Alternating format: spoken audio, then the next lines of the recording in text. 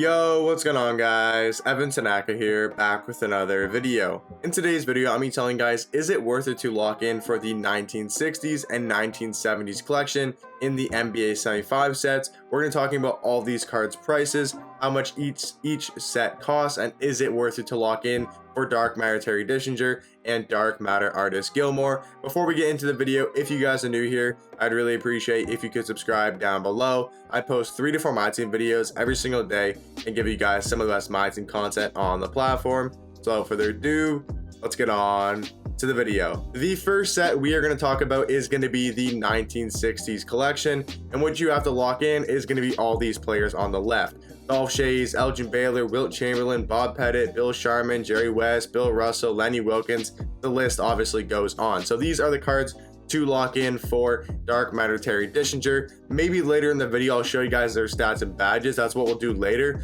Right now we're just going to talk about how much it's going to cost and is it really worth it, because I did do a video talking about the 2 cards as well. So if you guys want to go watch that video to look at their stats and badges and I give a full breakdown of how good the cards are, I'd recommend go watching that video. Today's video we're just going to mainly talk about the prices and how much they are worth. So if you look at the Amethyst for the 1960s collection, we can see Bob Cousy, lower than 5,000 MT. So I'd say the Amethyst all around 3 to 4,000. This one's actually 2,000 MT. So maybe like 2 to 3,000 MT for the Amethyst card. Let's look at Willis Reed. Let's just quickly check all the Amethysts. So yeah, pretty sure the Amethyst, I would say you can get around 2,000 to 3,000 MT for all of the Amethyst.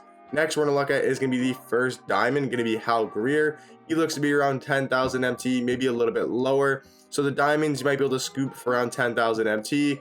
Yeah, that looks to be about the price, maybe 9,000, 8,000 MT. So I'd say for the diamonds, probably going to be between 8 to 10,000 MT. Some might be a little lower, some might be a little bit higher. Like George Mikan, he might be a little bit higher because he is a decent card, or at least was a decent card in the game. Now he looks to be around 10,000 MT. So yeah, 10,000 MT there for George Mikan.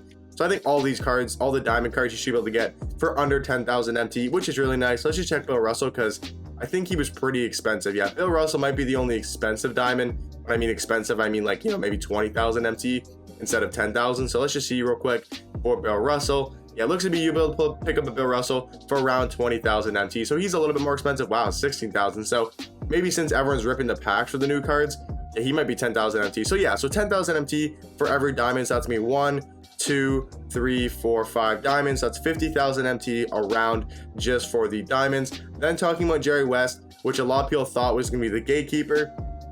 And it honestly doesn't look like he's realistically going to be the gatekeeper. I mean, we look here, there's so many Jerry Wests up because people are either selling them because they're like, I don't want to do the set anymore. People are selling them because so many people are opening packs right now to pull the new cards to lock in for the set. So maybe there's just a bunch being pulled. So it doesn't look like Jerry West. Wow, yeah, see, he's a buyout. So Jerry West only around 70,000 MT, 60,000 MT, and he's probably going to continue to drop. So everybody that invested in this card, unfortunately, it was not a very good investment. This card is going to be around 50,000 MT. We look at the new cards like Bill Sharman. He is a Galaxy Opal, I'm pretty sure. We can't check for him right here. I don't know why. I thought you could check.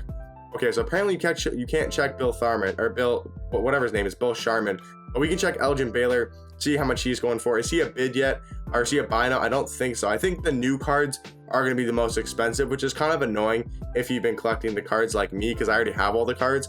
So yeah, Elgin Baylor, not a buy now. We look at Dolph Schayes, he's definitely not going to be a buy now because he's actually a really good card, so not a buy now as well. So it's looking like in this set, the most expensive cards are going to be the cards that just came out today. So we can't really predict an exact price on the set yet because we don't know what these cards are going to go for. Because right now, none of them are a buy now, and the reason why none of them are a buy now is because people are like, well, I need to lock in for the set, or they're saying like, you know, people are going to really want these cards, so I don't think they're worth a buy now. I don't know why Bill Sharman is in here.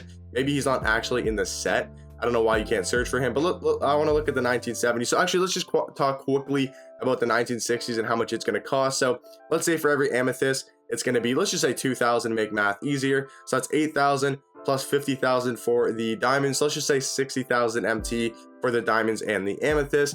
And talking about Pink Diamond Jerry West, throw in another 50,000, so we'll say 110,000 MT. Then we go to look at Wilt Chamberlain, see how much he's going for. I think he might be a buy now as well because people are so focused on the new cards and that they're going to be super expensive that I think the Jerry West and the Wilt Chamberlain are going to drop in price. So I would say Wilt Chamberlain you could probably get for around 100,000 MT. I'm going to quickly check here and see if he is a buy now. I don't think he will be. He could or he could not be. Honestly, I'm not really sure. I think he's just around 110,000 MT. Wow, so he's actually a buy now. So Will Chamberlain, we'll say another 100,000 MT on average. You can probably pick one up for at least 100,000.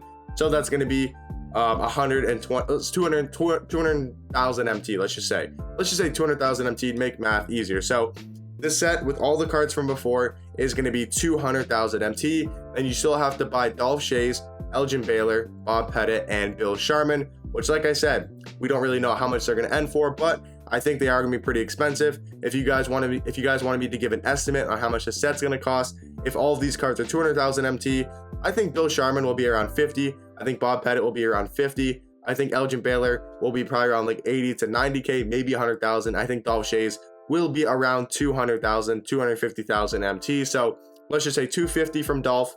So let's 450 in the set.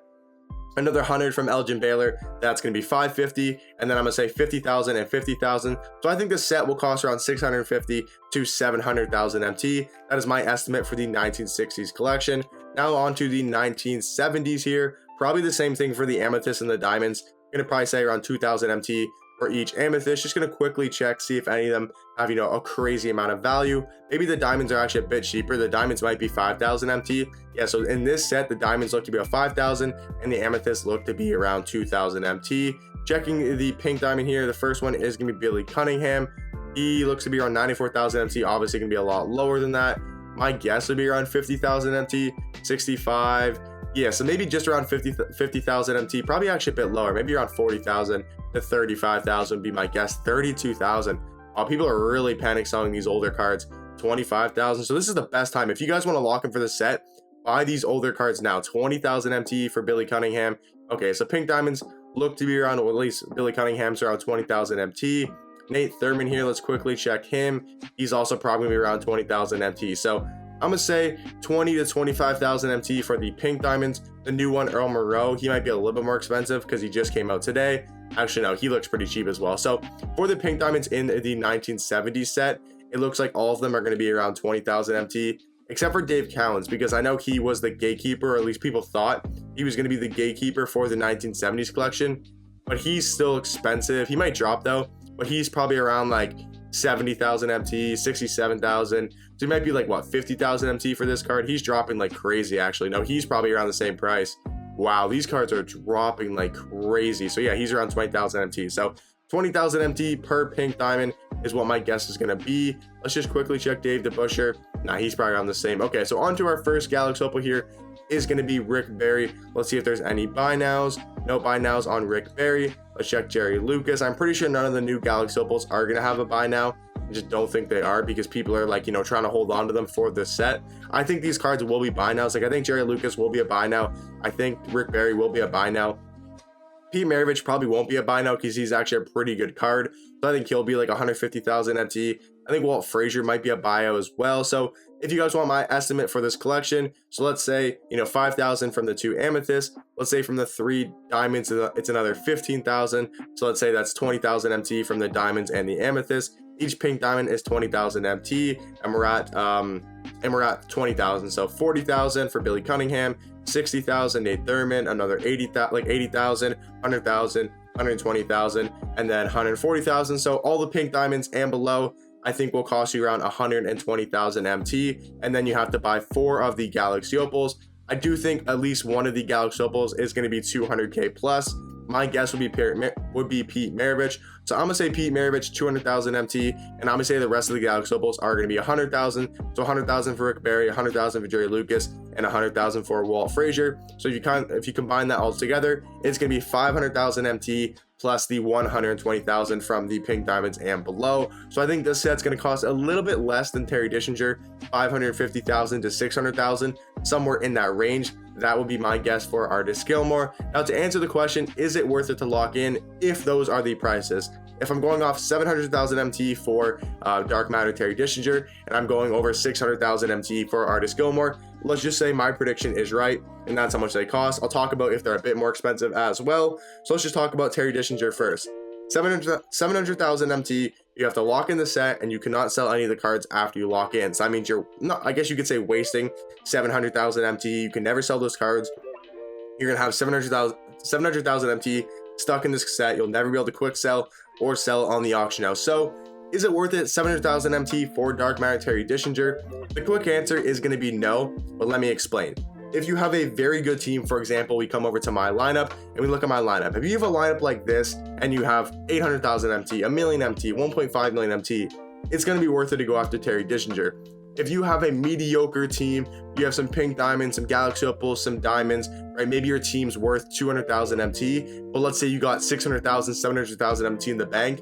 It is not worth it to lock in for this set. You might as well go spend that 700,000 MT to build a better team and just put it into a card that you can't even sell back. So me personally, for my collection and my MT, I would lock in for Terry Dishinger. For probably like 75% of people, 50% of people, 60% of people, it's going to be a no, just because the fact that it's not worth it, right? It's one card, 700,000 MT, and you're never going to be able to sell it again. It's realistically not worth it. It's the same thing with Artist Gilmore.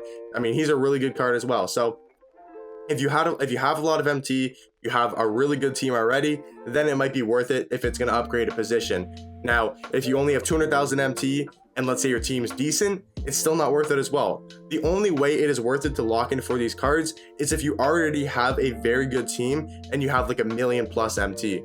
And I don't think a lot of people have that, but if you do, and you like the look of Terry Dishinger and you like the look of Artist Gilmore, they are very good cards. So that is my opinion if you guys should lock in for the 1960s and the 1970s collection. The answer is no for probably majority of the people, but I just want to show you guys the prices of the cards, how much each set is going to cost, and is it worth it to lock in. Hope you guys did enjoy the video, and I'll catch you guys in the next one.